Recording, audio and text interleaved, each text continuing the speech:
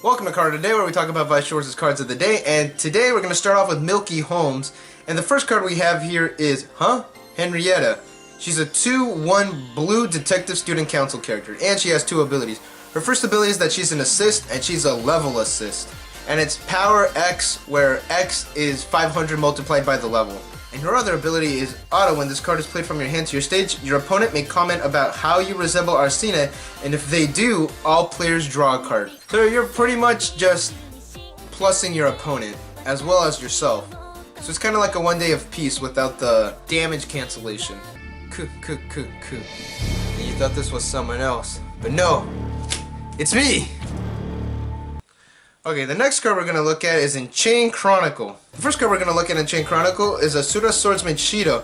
He's a yellow 1/0 mana weapon character. And he has three abilities. And his first one is this. Continuous. This card cannot be chosen as a target by your opponent's card effects. Its other ability is Continuous. Your other character in the middle border of the center stage gets plus 1,500 power. That's a whole lot better than yesterday's card. But although this is at a level 1 and that was at a level 0, but you know. There's this Aqua that gives out 1,000 to the middle position, but hey, what do I know? Its last ability is Auto. Pay 1, place this character underneath one of your battling characters face down to serve as a marker. When your other battling characters with Shuzu in its name and a marker underneath it is put to reverse, you may pay the cost. If you do, place that character back to rest. This ability sounds weird, but we'll get to this. Let's cover this card first. So this is Lord of the Nine Territory Shuzu. He's a 3/2 yellow mana weapon character. And this is the card that the last ability is for. And he has three abilities. His first one's this. Continuous. For every marker underneath this card gains plus 1,500 power and the following effect. Continuous. During the battle of this card, your opponent cannot play any backups from their hand. That's really good. I really hate it when my opponent uses shit like this. Its other ability is Auto. When this card is played from your hand to your stage, you may place the top card of your clock to your waiting room. So it is a heal as well. And its last ability is Auto. During the start of your main phase, when this card is in your center stage, you may choose one card in your hand and place it face down underneath this card to serve as a marker. So with the last card, is that you could place that card anywhere on the field, and if this card gets reversed, you can just pay 1 and send this card underneath that card, so your Shuzu won't be reversed. So what's restricted on this card right here is that the Shuzu needs to have a marker underneath it already. So pretty much it needs to stay alive for 1 turn, and then during your phase, you can put a card underneath it, and then you get unlimited protection. So is this card good? Yeah, it's pretty good. For every card underneath it, it does gain plus 1,500, so it can go up pretty high up. And at least it's not an early drop. And I guess Bushiroad thought the exact same thing, like, hey, this isn't an early drop, we gotta fix this. So here we have Queen of the Lake City, Ashrina. She's a yellow 2/1 mana weapon character. And she has two abilities. The first one is Continuous, Assist. All of your level 3 and above characters in front of this card gets plus 2,000 power. So this is kind of restricted on what does get boosted up, but still, that's pretty good. You're pretty much just going to be running it for this card right here. And her other ability is Auto. Pay 2. During the start of your draw phase, you may pay the cost. If you do, choose up to 1 Lord of the Nine Territory Shuzu from your hand and play it onto any border on your stage. And I know what you're thinking. Lunchbox, why would I do that? It's, you know, it's just in my hand. I could just play it from my hand. Well, that makes it an early draw. So you get a heal, and you get a card with 11,500 power. And assuming you're playing strategically and, you know, correctly, you're going to put this in front of this card, boosting up to 13,500. And this card's ability is during the main phase. So as soon as you hit your main phase, you gotta choose a card from your hand, put it underneath it, this card, so you could get a boost. This card is early dropping in the draw phase, and then it's your main phase. And assuming you drew and you clocked, that means you have 3 extra cards in your hand. So like the one downside is that this card does need to be on the field for 1 entire turn, then your opponent goes, and then during your draw phase you pick up 2, you pay 2, and you play that straight from your hand. And then during your main phase, you get a card from your hand, stick it underneath that as a marker, it gets boosted up even more, then you play the other one, and that's some extra protection, so this card, you can't use backups, and it has reversal protection with it.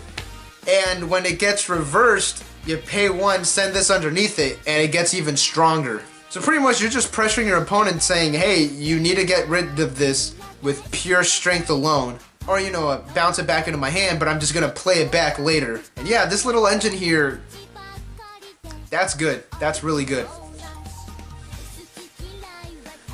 You know, I'll just throw the April 13th cards. Like right on the end of this video. It's fine, no problem. So it was pretty short. So I just decided to tackle on April 13th at the end of this video, just make it double. So the first card we're gonna look at is in Chain Chronicle. It is Demon God of Destruction, Erinus. Yo girl, what that mouth do though?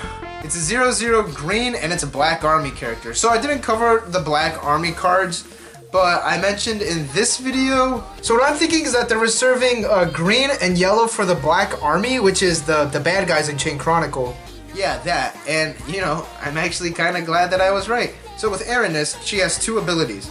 Her first one is Act. Pay 1, discard 1 climax from your hand to your waiting room. Choose 1 card from your clock and return it to your hand and place the top card of your deck to your clock. And choose one of your characters and that gets +1 level until the end of the turn. So, it's not really a heal. You're kind of just like moving stuff around in your clock, which is pretty neat.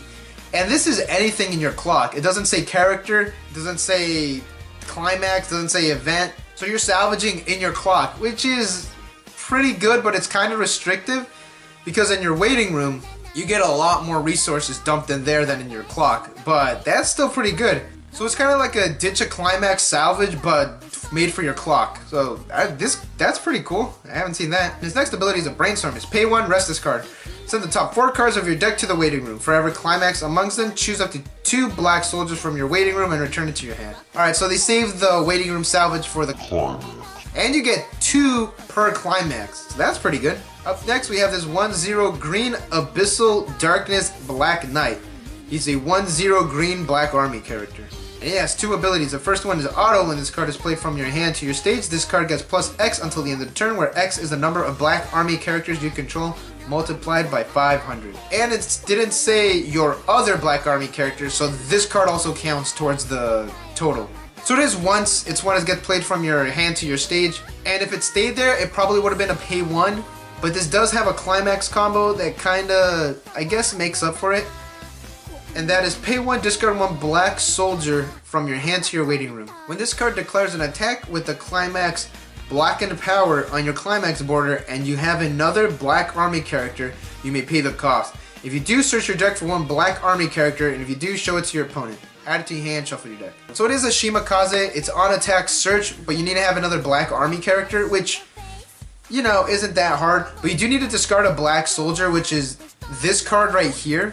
And with this card, you can have as many as you can in your deck. And I can already tell that the Black Army cards aren't going to have a lot of support, so they're just going to try to give them as much staples as they can. Speaking of which, here is Within the Dusk Black Knight. It's a 2/1 green Black Army character. You probably guessed that one. It has 3 abilities. The first one is Continuous. When there is a marker underneath this card for every other Black Army character you control, this card gets +1000 power. But how does it get the marker? Auto. When this card is played from your hand to your stage, you may choose one of your other black soldier characters and move it face down underneath this card to serve as a marker. So you need to really run quite a bit of these because you need this card for a lot of stuff to pop off. This last ability is Auto. Pay 1 during the battle of this card if you cancel any damage that was dealt to you. Place the top card of your deck to your waiting room. If that card is a black soldier, you may pay the cost. If you do, deal the same amount of damage to your opponent. So it is kind of like this Rine and this card from Skullgirl Strikers, but this is at a level 2. And this is a bit easy to pull off because if you're running a Black Army deck, you will be filling it with these guys here. And I don't think this combo is that bad with all the Black Army cards. If you, for some reason, don't have one of the soldiers, you can play this one so you could get something out of your clock, and then you could get something out of your waiting room, so you at least want to have like 1 or 2 in your hand. And you're going to have at least 1 or 2 on the field so you could get markers underneath this card. So in total, when you play this card onto the field, and you have a full field, it'll mostly go up to 10,500 because you are removing 1 card from the field, moving it under this one as a marker. So, you know, Black Army probably won't see a lot of play, but you know, the cards are pretty neat, and it's a pretty neat engine as well. And the last card we have is Milky Holmes. It's this showing off her beautiful voice, Cordelia. She's a 2/1 green detective sports character. And I think it's kind of funny how here we have Chain Chronicle, like all serious war fantasy type of shit. And then we have this right here. Her ability is auto.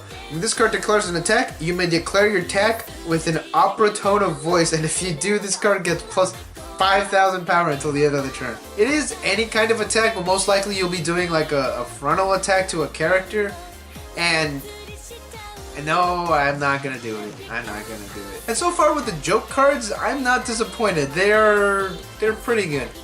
So lately I haven't been covering the English cards because what's going to be out in English is Sword Art Online Re-Edit, and I already covered a lot of those cards, so yeah, no use covering them again.